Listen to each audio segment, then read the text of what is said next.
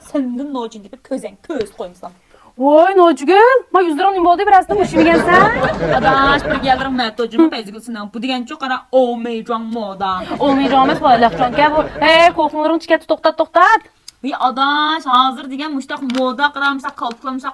Yoğun qıp sizi, kirpiklenmiştak qılıp, koyacağın hiç zincirlen isp yürüyüş moda dostu. Uyay men takma yüz gözlerin kaş kapakların qarab maqulcanda muşidim kindaptı ben seni.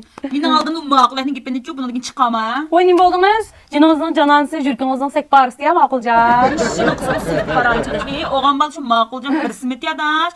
Bundan kimse yasını büyürt adaş. Başka oğlanlarını tapmışsan məviye. Oğan bal cıqqa koyacaqsan putluş bir yıqılıp gitkensən. Kızlar nima oldun adaş? Kızıq ya o özgür olam. Yarın bolsan burunqıdak bol. Özgür olsan mağulcunun yoxda tek sılanını almaya da yoqap getdi. Neçkin boldu? Maqulcan yaq-yaqcan özgürəpti də, şunun O qarğançadı. yaq bol çalış mən bir yaq. Ey dinsin nima getdi ama kirpiklerim nimdeydi özünün. Adaş aldır muştaq ultu aldı kan qızlar. Mən ultu aldım haqlardak. Oy nimul lampida qopsa kirpiklerini Hey dimsin ma kirpiklerim nimdeydi sahiben bir gelpi güçkü be eyni. Hey hazır go ma kirpik ultuş moda amma kızlar ulaydım ben mi ultuma. Ulasam bir tüzügreken ulatmamsa nima bu qarsı bir haramsın ma kirpik. Ulatqan kirpik mi ada? Ha men ultuma kirpikni adatda. Öcüp çıraylık durub da. Şunda yaxşırak yada ulatmamsa. Adaş rast gap qısam qıra aqsa yürüğünü bilama bir yerler bir aram qıra bir yerler taqışıp digine.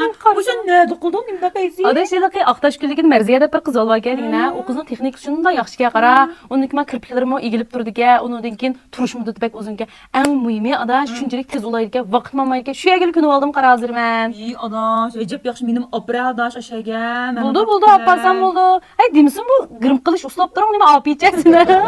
Ay adaş hazır qızlar bir-birini oruq bir-birini çıraylık bolub tutpağan diken maqulcanda qarab qalmışsın dəb.